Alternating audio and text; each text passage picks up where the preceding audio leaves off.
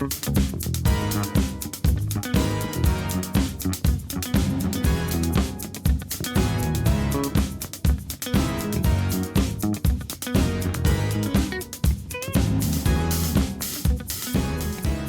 everyone, Brian here with DIY Outdoor Life. Every once in a while when I'm at these rallies and meeting some cool people, I find a camper that I really like, but I find a camper owner that might be a little film shy or camera shy.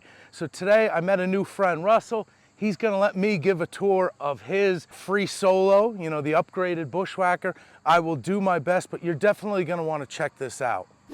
So Russell took his stock Bushwhacker, his FreeSolo, they're basically the same thing with a few changes, and he made some really cool modifications to his.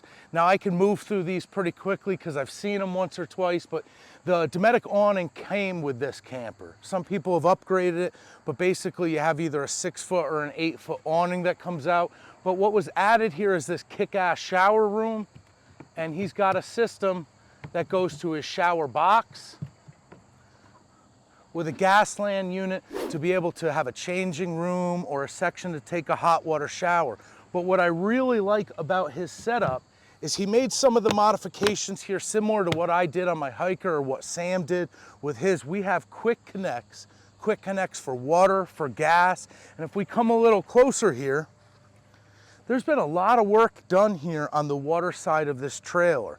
So this is a cold water output with a quick connect.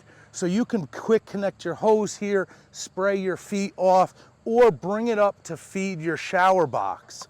Right next to it is a hot water in. So once this comes up and feeds his hot water heater, he can take a shower here, or he can replumb that hot water inside to use it in the galley. Now I know this isn't stock on FreeSolos, this is a city water connection. So if you happen to be at a campground that has a spigot right next to you, you can actually get pressurized water for the trailer and not have to fill your reservoir. That's a nice upgrade here. Now we'll come back to some of the changes that I see on the electrical side, but there's also a low flow propane port, quick connect with a ball valve that was added here. So what Russell's done is brought a lot of ease to this shower box. He's got his gas, water supply, and even the ability to run some hot water back into the trailer. So pretty cool stuff up here. This is a beautiful campsite. If you want to pan over and look at the view that we have here, we're looking out here on the South Fork of the Twin River.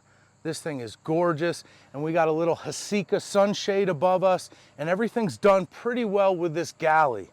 I can see that the mod here, instead of putting some corner protection, there's a little cord here, like a limiter, to stop the galley roof from going up and pushing on the Hasika.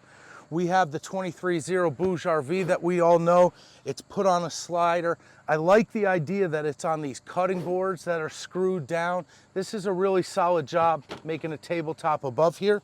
Now, like we mentioned with the hot water, by plumbing it back in that way, we can actually have hot and cold water at the faucet now. So pretty smart upgrade. I will talk to Russell to be able to give you guys an explanation if you want to know how he did that. But I think it's pretty simple PEX work to be able to reroute those like you would in your house. This Kingpin light here is a personal favorite. I hate looking at the price tag, but it produces a lot of light and it has the ability to move it and adjust. And they've even come out with versions now with amber and red lights.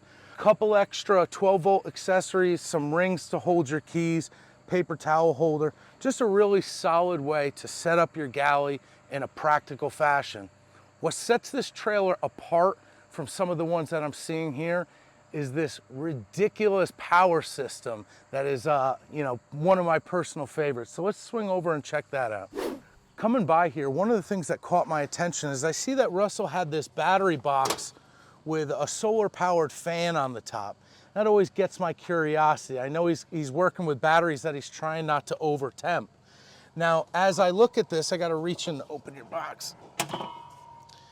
There is 600 amp hours of lithium iron phosphate battery. There's a massive charge controller. He's running satellite internet with Starlink. these pack out boxes were turned into like DIY portable power stations. So there's nice, aggressive, heavy duty copper feeding these boxes, and each one have shunts and charge controllers and inverters.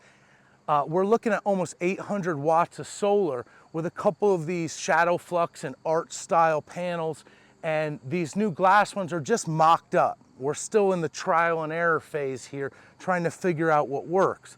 But with 800 watts of solar and 600 amp hours of battery, my question was, what were we trying to run on this trailer?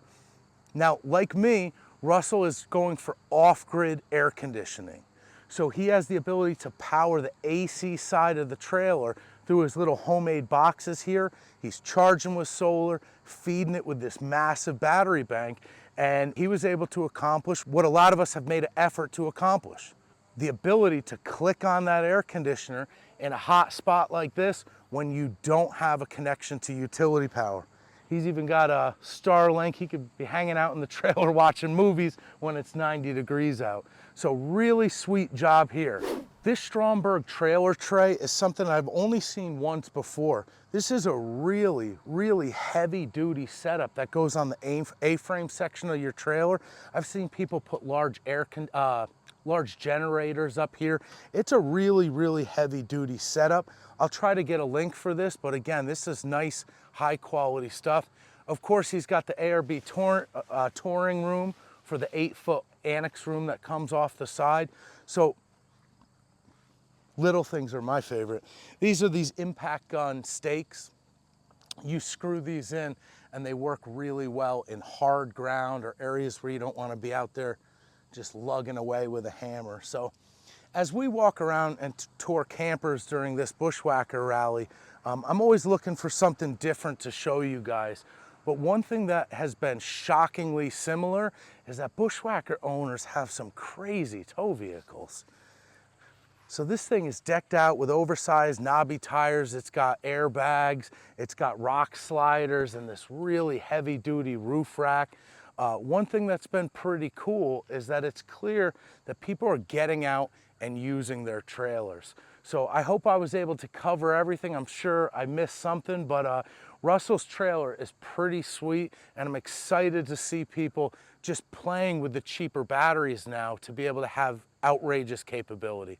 So I appreciate you guys tuning in to me giving a tour of someone else's camper, but make sure to like and subscribe and sign up for one of these Teardrop rallies. We're just out here having a blast, and we'd love to see you here next year. Thanks again.